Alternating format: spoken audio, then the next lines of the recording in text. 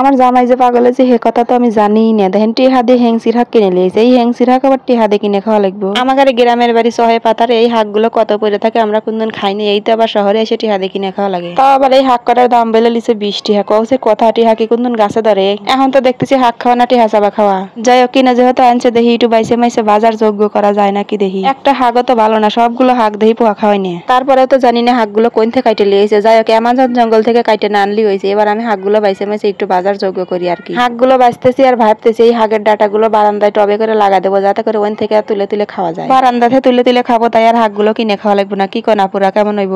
আমি তো অনুবীক্ষণ যন্ত্র দিয়েও হাগের মাথাগুলো খুঁজে পাইতেছি না, জানি না কোনগুলো লাগবো আর কোনগুলো ফালা দেবো। আর আমরা কিন্তু আমাদের সিরাজগঞ্জের ভাষায় এগুলোকে হেংসির হাক কই। আপনারা কি কোন কমেন্ট করে কিন্তু কইবেন। দেখেন কতগুলো কমলির ডাটাও খোলা আছে, আমি এগুলো বারান্দায় টবে করে সব লাগা দেবো, যাতে করে ওন থেকে শাক তুলে তুলে খাওয়া যায় আর না কেনা লাগে। যাই হোক দেখেন অনুবীক্ষণ যন্ত্র দ্বারা শাকের মাথাগুলো খুঁজে খুঁজে বাই করে এই কটা শাক হয়েছে, আর দেখেন সব ফালা দেওয়া লাগছে। আমার কাছে তো মনে হইতেছে শাকের ডাটিগুলো বাইজে খাইটি হাতে কিনে এনে ফালা দেবো কে। এখনকার ময় মুরব্বীরা না কয় রাস্তার দুবলেও তেল দেয় বাইজে খালি অনেক স্বাদ লাগে। তাই যে আমার ভিডিও দেখে লাইক কমেন্ট করে না, আমি কল তাকে ওই শাকের ডাটিগুলো বাইজে বাইজে খাওয়াবো। যাই হোক শাকগুলো বাজার লেগে গেলে এখন রান্নাঘরে চলে যাব। এবার শাকগুলো কড়াইতে দিয়ে কয়েকটা কাঁচামরিচ আর গপত করে একটু লবণ দিয়ে দেবো। তারপর ডাকনাদের ডাইহে কতক্ষণ যাবত ধরে হেদ্দ করে নেবো। দেখেন যে না ইত্তু কটা হাগ হয়েছে, এগুলো তো আমার পাতিলেই লাগতেছে না। যাই হোক হাকগুলো কিছুক্ষণ হেদ্দ করা হয়ে গেলে এবার আমি হাকগুলো তেলে দিয়ে দেবো। আমার তো হাগের থেকে মরিচই হয়েছে বেশি। দেখেন এবার হাকগুলো তেলে দেওয়ার লেগে হাকগুলো তুলে তারপর রসুন দিয়ে দেবো। আমি কিন্তু হাক বাজার সময় শুকনো মরিচও দেই, কিন্তু আজকে আমার কাঁচা মরিচের পরিমাণের হাক কমে গেছে, তাই তেলের আজকে শুকনো মরিচ দিলাম না।